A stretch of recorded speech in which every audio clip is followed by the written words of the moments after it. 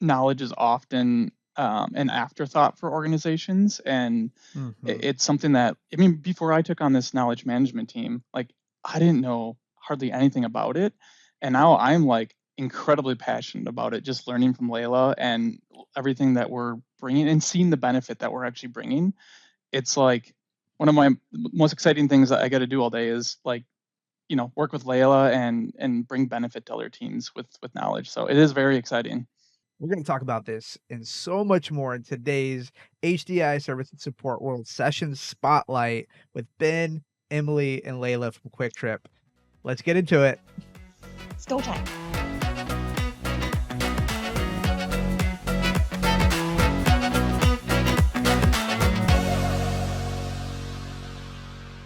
On this episode of Bytes and Banter, we're actually joined by not one guest, not two guests, but three guests from Kwik Trip. We're going to be highlighting HDI Service and Support World Session 403, Built to Last, creating a sustainable knowledge, culture, and IT support. Ben, Emily, Layla, I'm so excited to have you. How are you guys doing today? Awesome. Thanks for having Good. us. Thanks. It's going to be a lot of fun. We're excited to highlight and spotlight really this session that has such good, just meat in it. And it's not theory, it's true practical. We've done it. This is what's worked for us. And we're going to talk about a lot of that in your journey. But before we do that, I think it's really important that our audience gets to meet you. So if you wouldn't mind each introducing yourself, start with you, Ben, then we'll go to Emily and Layla. We'll finish up with you. Go ahead and tell us who you are, what your role is at Kwik Trip. Yeah. So my name is Ben Smaby. I've been with Kwik Trip for about 9 years now. And I've been in IT for about 18 years working with ITSM practices. And yeah, just excited to be here and share more of our journey. Yeah. Emily Healy. Been with Kwik Trip. I just hit my 5-year anniversary recently. Actually, was hired by Ben 5 years ago. In my current role, I help manage the IT service desk that supports all of Kwik Trip's retail locations. And I'm Layla, and old boss and current boss next to me here. I will have been at Kwik Trip 3 years on Friday. Before that, I was a teacher, a music teacher actually, age 4 all the way up through graduate students. So quite the switch. Man, it's really excited to have you all three to dive into this because you all play different roles in this journey through sustainable culture around knowledge and knowledge management. That being said, Kwik Trip, what is Kwik Trip? Introduce us to this organization. Introduce us to what you guys do. Is it a gas station? Is it a convenience store? What is Kwik Trip? Yeah, I will take this one. Kwik Trip is a convenience store. We are entirely family owned. We are based in La Crosse, Wisconsin. We've actually been around since 1965 with over 38,000 coworkers. We serve over 7 states with over 900 stores in the Midwest. Um, uh, just to be clear, Kwik Trip is spelt with a K. I think that's very important to note. Yeah, it's Kwik Trip is very unique in the convenience store space. We actually, out of the product we sell in our store, 80% is Kwik Trip branded product. So in La Crosse, Wisconsin, we are manufacturing, shipping, and selling our own product, from the muffins, the donuts, the bread, the dairy, the ice cream. We have our own blow mold. We are super vertically integrated at our stores. So there is a lot on the backside that we in IT are supporting, especially as it kind of just continues to fall back into the IT space. Help Kwik Trip be Kwik Trip. When you say blow mold, is that like for cups? For what is that exactly? That is for our milk jugs at our Oh store, wow. Okay. and our we bottle our own juices as well. So any of those like clear plastic jugs with the Kwik Trip brand on them, those bottles were blown here in our dairy. Man, so you guys sell gas, you sell food, you sell drinks, you sell milk and juices, and you don't just sell other people's, you do it yourself. Yes. It's complex as I think I've heard in terms of the retail side of an organization, which brings us to what we're going to be talking about today. And this is knowledge. right? And I would love for you guys to just unpack the start of recognizing this need to shift, to take knowledge and make it an important part of what you do, make it a part of the culture. You guys talk a lot about that, and I think it's going to come across very clearly as we talk more and more. But walk me through kind of what started you guys on this journey. Yeah, happy to. It actually, knowledge I think started a long time ago, but I like to pinpoint at least my knowledge journey. After Ben hired me onto the service desk, so Ben's group supports our campus side of Kwik Trip. Um, it was a big initiative between the two of us to really get our knowledge in a place where our new hires could come in and do the job without needing extensive training or needing to know all the little ins and outs of Kwik Trip. About 2.5 years ago, I actually took a new role in our retail space of IT. And it was there that I realized the knowledge maybe on Ben's service desk was not where it needed to be in other areas of IT. The retail space at Kwik Trip was very new to me. Point of sale, you have gas, you have all these different things that you're not going to see on a typical corporate campus that I had no idea how to support. So I was shadowing the new members of my team, and I was asking them questions of, how did you know how to do this? Walk me through your process, teach me. And they would say things like, we've just always done it this way. I've worked on this team for 15 years and I don't remember where it started.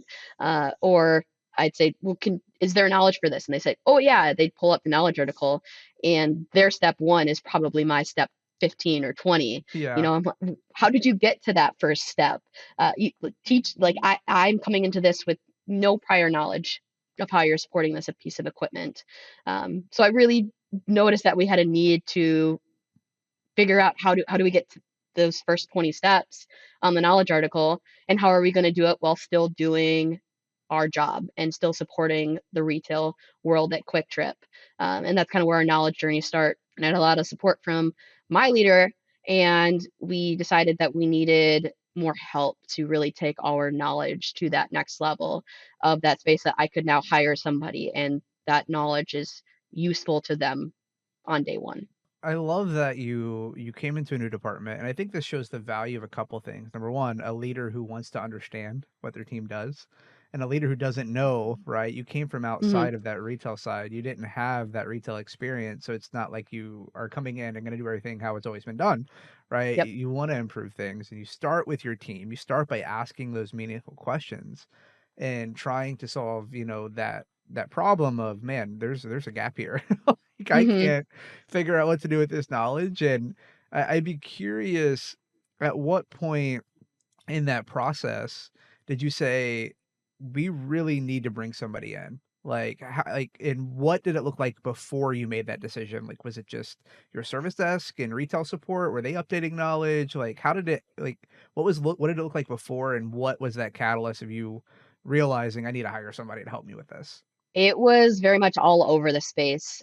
At the time, I had just taken my new role, so I'm still learning. They're trying to teach me. I also had 3 new hires coming on as well, right when I took my new role.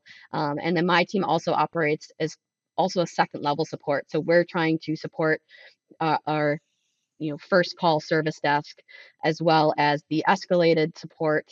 And it was all over the place. We didn't know when we needed to escalate to other groups. um, I'm still trying to get comfortable with the team, so I'm still trying to get buy-in for me as a leader, and now I'm Mhm. also trying to get buy-in to say we need to redo this knowledge article, and not really seeing any progression in that Mhm. space and with the knowledge. So having those conversations with my leaders, saying we needed to probably bring somebody in that could take the very technical knowledge, the way that we've learned to just kind of word vomit onto a page, but bring someone in to make it meaningful for the people that we're actually writing for. So that way, somebody that doesn't have that knowledge, like myself at the time, could walk in and be able to help our retail coworkers fix their problems, without, having to get everyone on the team involved, more than necessary. I love that. I love that intentionality and just making that decision and managing up. And it probably, those new hires probably felt that same pain, right? Hmm. Feeling in that, Yep, which they is did say they good. kind of got thrown into the fire when they first started, and that has changed over the course of these couple of years. I'm excited to hear you just talk about that journey, right? And we're gonna dive a little bit more into it. And I think Layla is gonna come in here in just a second, Hmm. because she was that first new hire, and I only know that because we did talk before this. Um, but there's so many people that are gonna show up to conference who are in this service desk space, who maybe have a knowledge practice or have knowledge management, knowledge articles, but man, they feel this pain, but they haven't been able to put words to it, right? Like, Yes. why do we have so much turnover? Why are service desk people leaving? Why don't they, why is it only people who know exactly how to fix XYZ people who've been here for 5, 6, 7 years? Hmm. Well, I think your journey is going to be so relatable to people who are at conference of all industries, of all sizes, because it's such a relevant one. Be the superhero of your organization. Unleash your IT powers at HDI Service and Support World, May 3rd to 7th in Las Vegas. Dive into actionable insights, cutting-edge training, and unbeatable networking. From solving today's challenges to shaping the future of service and support, this is your chance to make IT legendary. Suit up and save big with $500 off using code BANTER500 on HDIconference.com. So let's talk about that first step, right? You hire your first person, and Layla, go ahead and talk about your journey when you came in. What was that like? What was your role? Like, what part did you play in this transformation that you guys have seen? Sounds great. First of all, I am so excited to talk about people that want to talk about this. This is just so exciting. I was really excited to begin this journey. One of the things, there's so many things I remember, but one of the things is the first day, everyone's like, don't be afraid. This first day is going to be like drinking from a fire hose and you're not going to remember anything. And I keep thinking, that doesn't sound like so good. Like, so I always had that in the back of my head for new hires. I don't want them to leave exhausted and be like, oh my gosh, I got to catch every drop of this water, what can we do? So that's kind of the mindset I had. And then being a teacher, teaching people with different learning abilities, right? Or different strengths or different physical capabilities, right? You have to reach that universal level where you can reach everybody. So I was like, we need to make this easier. Don't exhaust people, don't overwhelm them, but empower them right from the start, right? And that's really kind of the lens I came into this. It also helps that I know zero about technical stuff. So I was like, I'm just going to embrace this and like, this is my character. This is who I am. This is what we're going to do to help with this knowledge process. So, one of my favorite stories is the trainer on Emily's team. She's like, I don't really know how to train you. I'm used to training support people, that are going to answer the phone. And I'm like, okay. And she's like, so the first step you're going to do is ping the device. I'm like, what does it mean to ping a device? Yeah. To which the response was, then you shouldn't be in IT. I was like, no. Let's just go back and decide. So we Hmm. created an article, how to pin a device, just so simple because it's called the knowledge bias, right? You don't remember a time when you didn't know this, right? So that's where we can really capitalize. Like Emily was talking about, getting step 1 through 15, having that fresh lens. The thing that's so amazing about Kwik Trip is how passionate everybody is about what they do.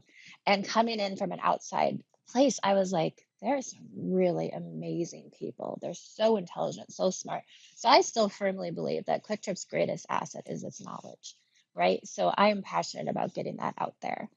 Did I answer your question or did I go off the rails like I normally do? No, I think the joys of I just get Bytes so and excited. Banter, right, is we get to talk about, that's why I love we're getting to spotlight this session for conference, because talking about these things, like, the passion's coming out, Layla, clearly, and I love that. And you did answer my question, but you left Oh, me with another question, right? Because you didn't use this language, but what I heard you say is you saw an opportunity to serve the people in the organization and impact employee experience by giving them the tools to be successful.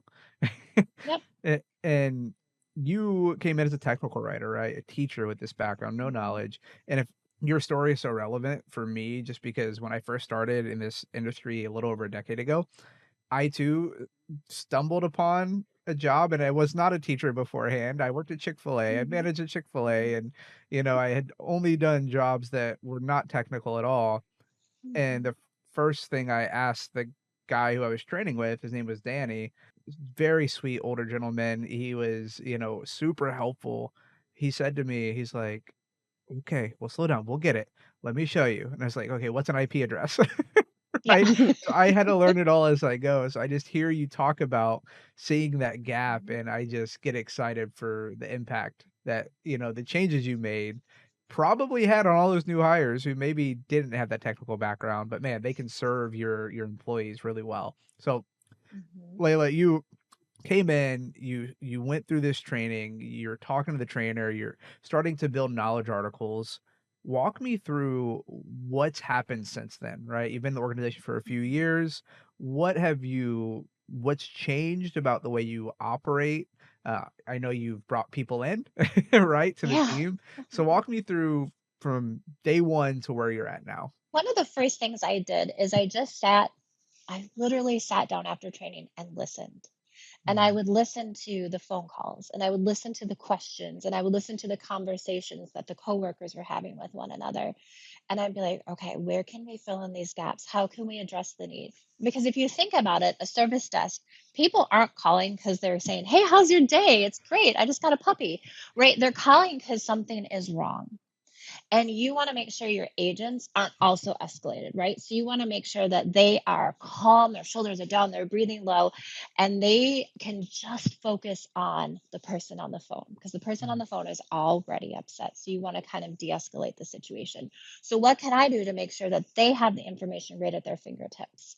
And as I was going through the articles, Emily would show me the different articles. Okay, we want to look at this and this. And I'd be like, that's just a wall of text. Like my brain immediately it's like, not interested, right? I'm just Yeah. gonna go ask Robin. Robin knows the answer, right? And that's kind of what we want to get away from is, then interrupting someone else and that productivity goes down for that person as well.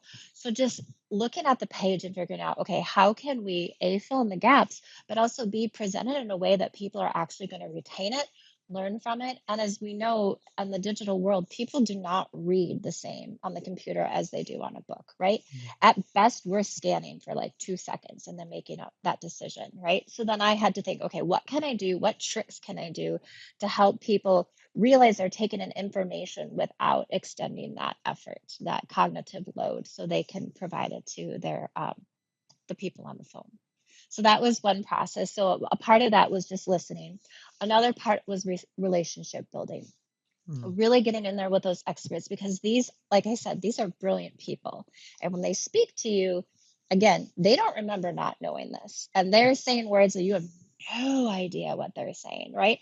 And just being really genuine and humble and be like, I'm sorry, I really don't understand that. Can you explain this more? And just really kind of putting things into focus for them. Like we're writing this for like a 12-year-old, just kind of setting that stage and trying to get the build up. So I was telling Ben and Emily, I'm like, you know what? I'm really like the hype man. I'm just trying to get people excited into it, show how important what they have is and their contribution to it. Mhm. So that was a big portion of it, and then it became designing a style guide with all of the cognitive science behind it, as well as just knowing the audience and working with leaders to decide, okay, what are our goals? What problem are we trying to solve for right now? Being an educator, I'm constantly trying to reflect and then continuous improvement. So I was never satisfied, like, yeah, but we can Yeah. do better, right? And going forward. And that's great because IT is ever changing. Yeah, I think that to kind of tee off of Layla, it really started with one team in IT, and that was my team. So you had 15 or so people. It was challenging, and that's something we'll talk about too. Is the big culture shift is that assumed knowledge.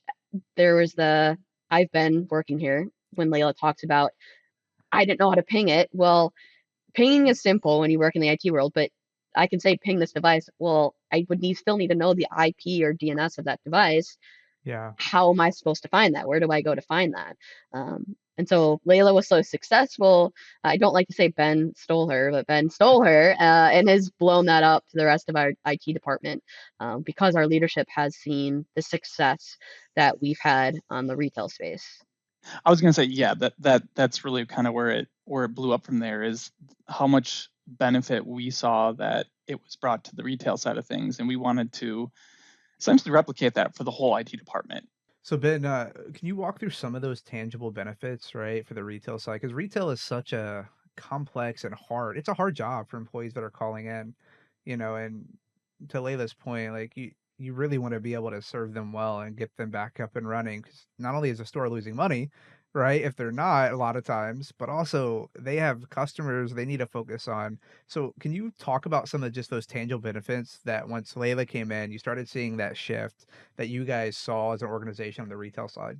From the retail side, yeah, they definitely had a lot of improvement on their articles. Their first call resolution was improving quite a bit. Going up. Yeah, exactly, going up, I should say. And it's something that we wanted to also do on the rest of IT. And one big thing that we made an investment in is putting an investment in creating an ITSM, I guess, office per se, where we were going to hire process owners. And one of the process owners that we decided to invest in is a knowledge process owner. And that was where we wanted to sort of lay the foundation of getting these benefits out to the whole IT department. So we made that investment, and like Emily was saying, we did steal Layla from her team because we wanted to replicate that for the rest of IT. So Layla came in, and we started essentially redoing all the stuff that we had on our side to kind of mimic what Emily and her team has done. So we could benefit from that with the rest of IT as well. I think you said it so simply but so well. The perspective that we're one team, right? Mm-hmm. We want the impact to echo throughout this organization. It's not just retail support. We are all one team. And at what point, so you saw the balloon, you wanted to expand it. So that's when you guys started hiring and started expanding this function, right? And this thing that Layla started building. How big's the team now? Out of curiosity. There's 3 of them now. Three of But them. relative to 2 years ago when there was nothing, I Yeah. mean, that's 3 times as large. We actually, one of those technical writers, I still say is just for the retail side, because as much as Layla has been improving our knowledge articles for 2 years, it's a never-ending process. This isn't something where we see the finish line or we know we're going to get there. We want to keep changing this. We're going to keep introducing new hardware, new software, and we keep that person quite busy just still with the retail Yeah. space that Layla, and they had to hire another person to help with the rest of IT. That's a good problem to have, right? Is Mhm. your Leadership actually fought about it. They were like, "No, we want the person. No, we want the person." Like, I mean, that's how much support we had. We're so fortunate. We realized that that is a hurdle for many people, that leadership buy-in. But it was kind of cool to see.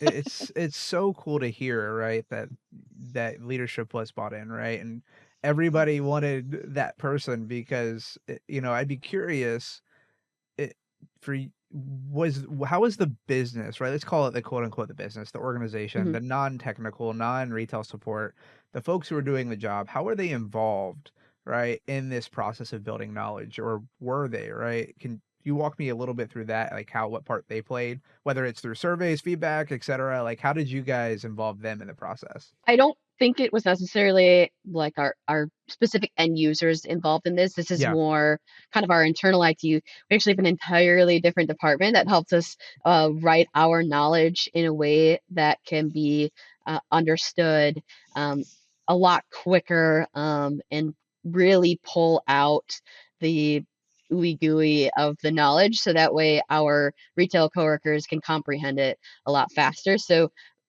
this Layla's position in that knowledge process team is solely for the internal knowledge for us to better Mm. support them and get that support to retail faster. Not to say that we won't get to that point in the future. As I said, it's ever going process, and there's a lot of Yeah. other changes that we're doing within IT to get to that point where that knowledge might be able to be consumed by our retail coworkers.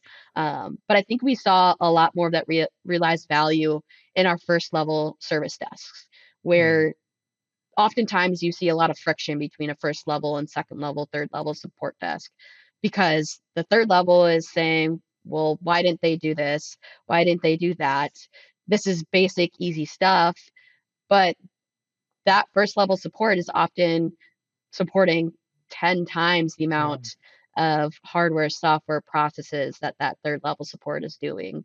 So we've been fortunate with the buy-in and with the processes and how we've kind of evolved our knowledge that we've gotten more of that from our third level support, where they're now finally, before they're getting frustrated at our service desks, saying, let me double check, is that in our knowledge base?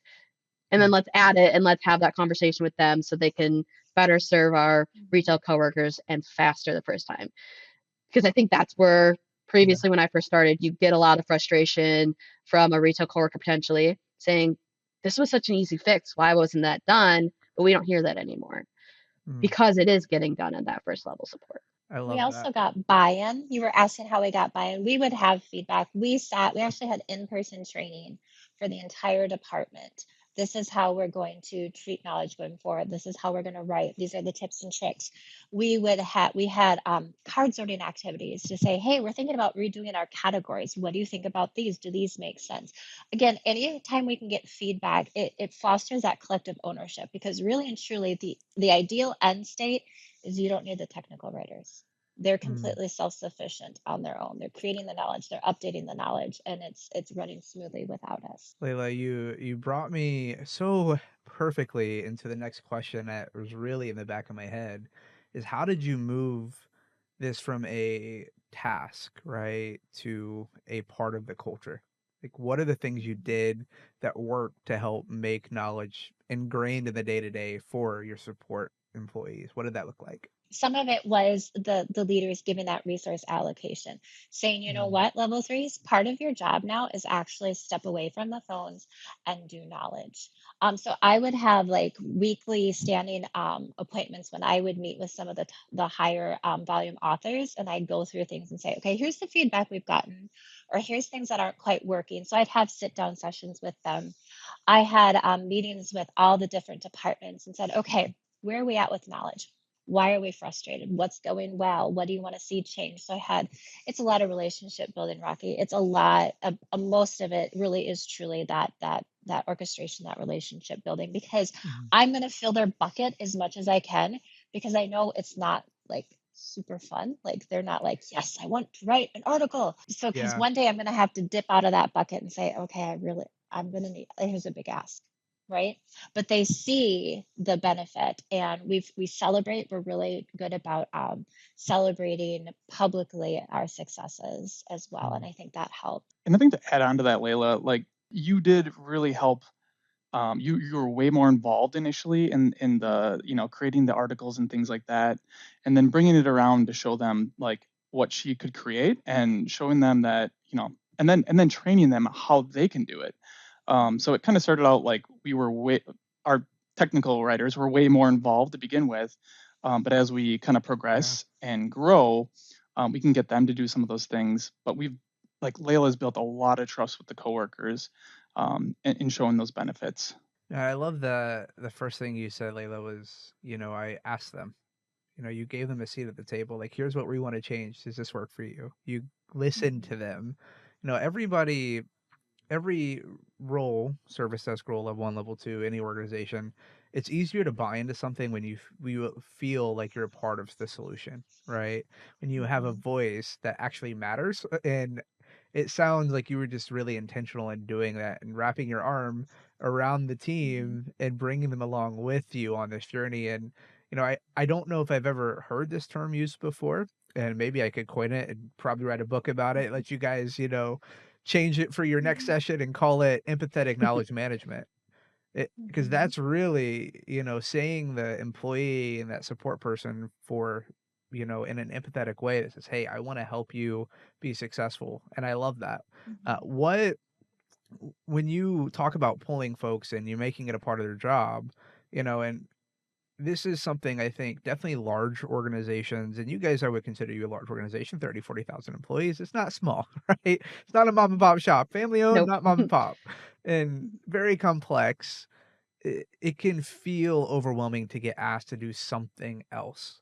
So how did you guys negate that with the employees that you were asking to contribute to the knowledge? Like, what did you do to help mitigate that? First of all, you're honest with them. I know this is a big ask, but I'm here to help. What can I do to help?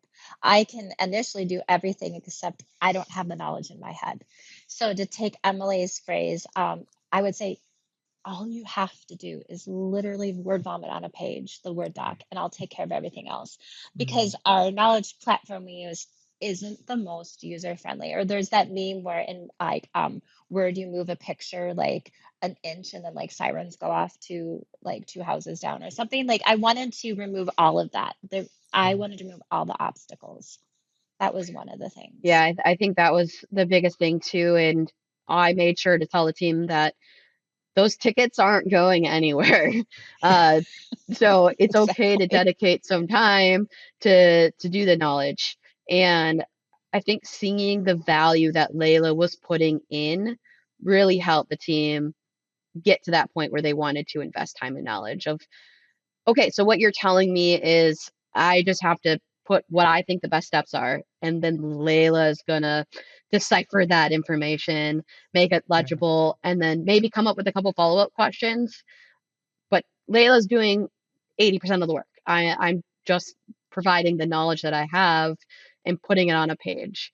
And from there, once Layla got to the point that it was 80, 90% of our knowledge base had been completely revamped, it started to be uh, self growing, and the team was Yep. actively making updates because now it's not just in a format that I can read, but it's in a format I can edit it too. So Yeah. it was a lot easier for the team to just go in and edit it. And it was kind of that like also top down mentality of the higher levels on my team, the ones writing the bulk of the knowledge, would start telling our level ones or new hires if they had an issue, hey, just go edit the article. Like it'll take you 5 minutes here, Mhm. or go flag that article. And we started to Yes. build that continuous feedback and evolution and that growth Mm. within the knowledge, that it was way easier to show like the benefit, and the rest of IT saw that how useful it was.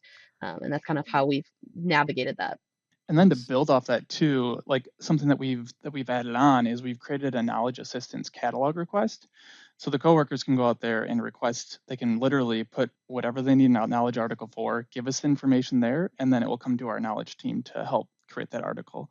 Which was necessary because we started messaging so much asking for knowledge help.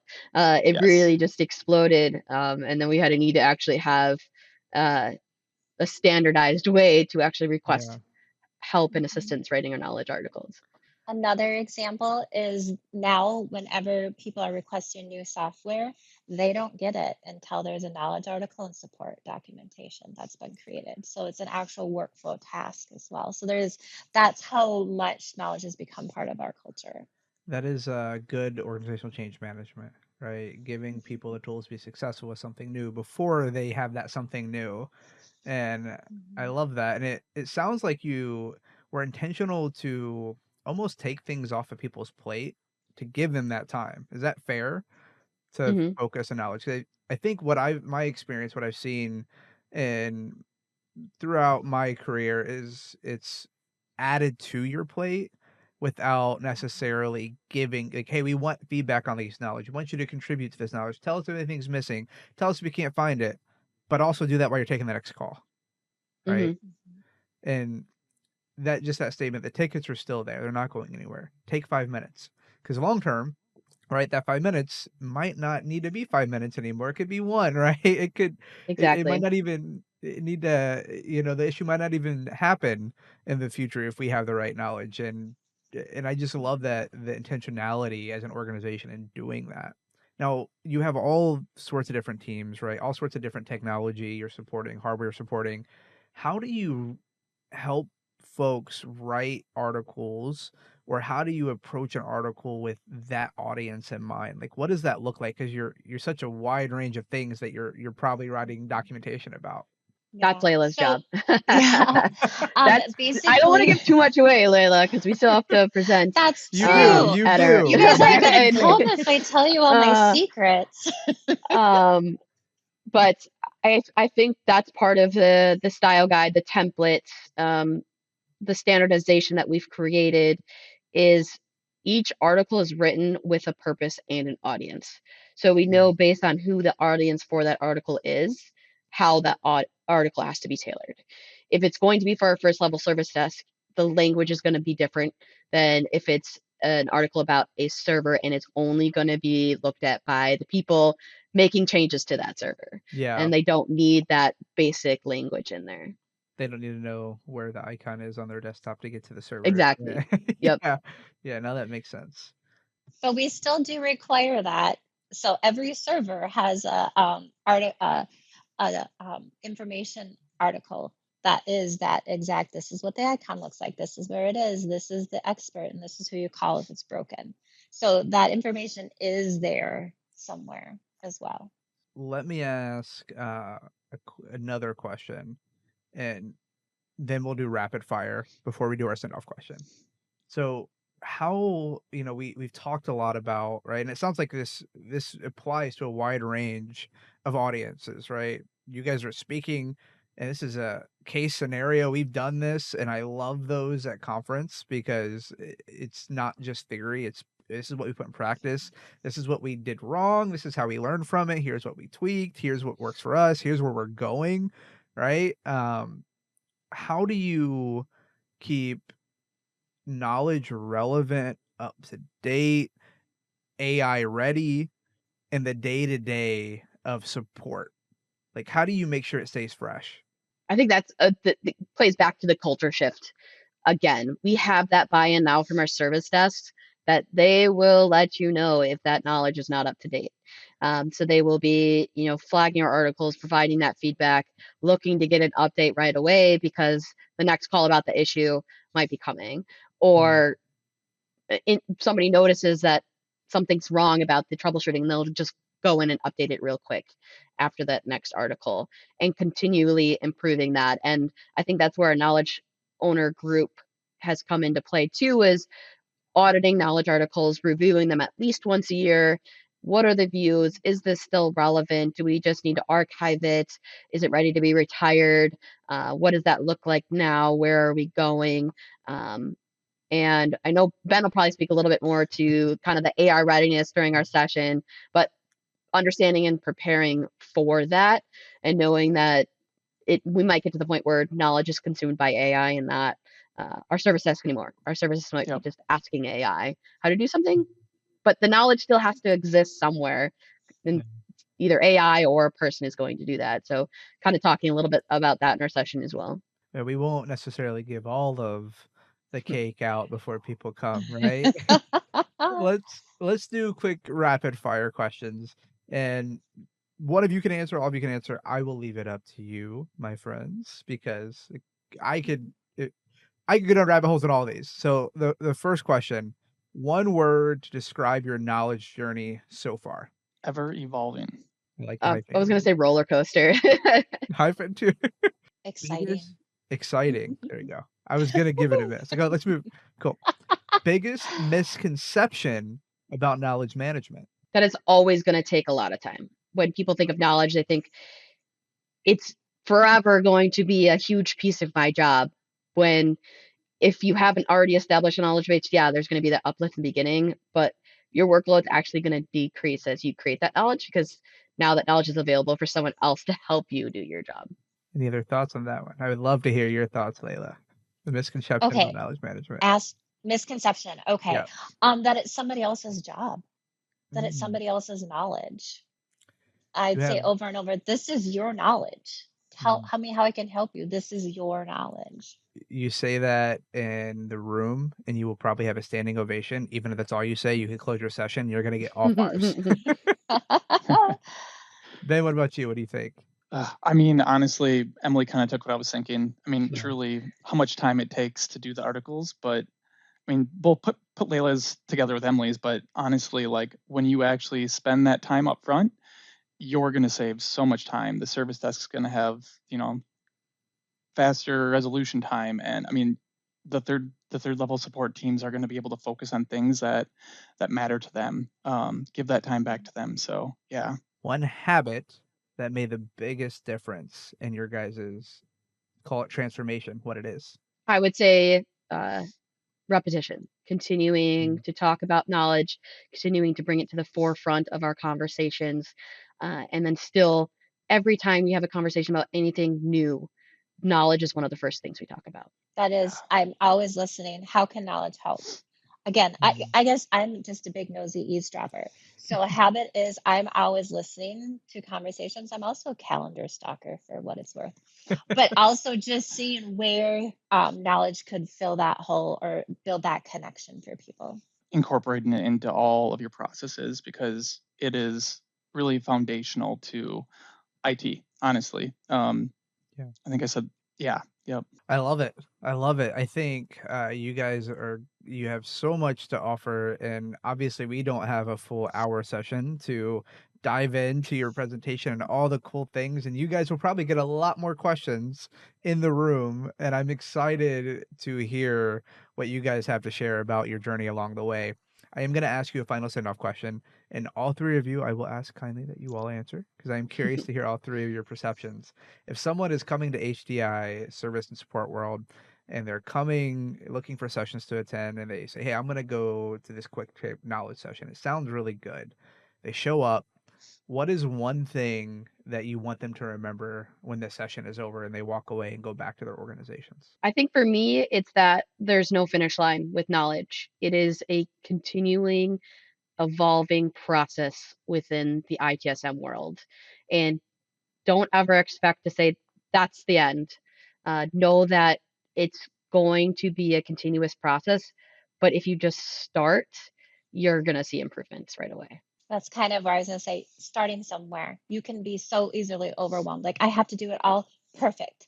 No, pick one little area, one problem to solve, and just jump in. And it's gonna be messy, but that's okay. Layla, you took mine. I was going to say, yeah, start with where you are. I mean, honestly, start with what resources you have to begin with. You don't have to have a team of technical writers and a knowledge process owner. You can start with whatever you have and kind of grow it from there. I don't want anybody to walk away from our session, thinking that they have to have all these resources. You can really pull little tidbits away from our session and be able to incorporate that into your processes today. So. Love it. And your session is Wednesday, May 6th at 3:45, 4:45, right? Yes. That's I correct. may or may not have it sitting right in front of me to make sure I can highlight it. Awesome. Well, Ben, Layla, and Emily, why did I almost forget? I almost called you Heather. I don't know why. It's okay. You're not Heather. It's been an honor to have you on. I'm so excited for your session at HDI Service and Support World. You guys are going to crush it. Clearly, the passion is oozing out of this team, and I'm excited for our attendees at conference to get to hear more about your journey and ask you a lot more hard questions than I'm probably throwing at you right now. We're excited. Yeah. Awesome. Yes. Well, we'll see you in Vegas in May, and we'll catch you on the next Sounds good. episode of Bytes We'll see you and there. Banter. Thanks. Bye.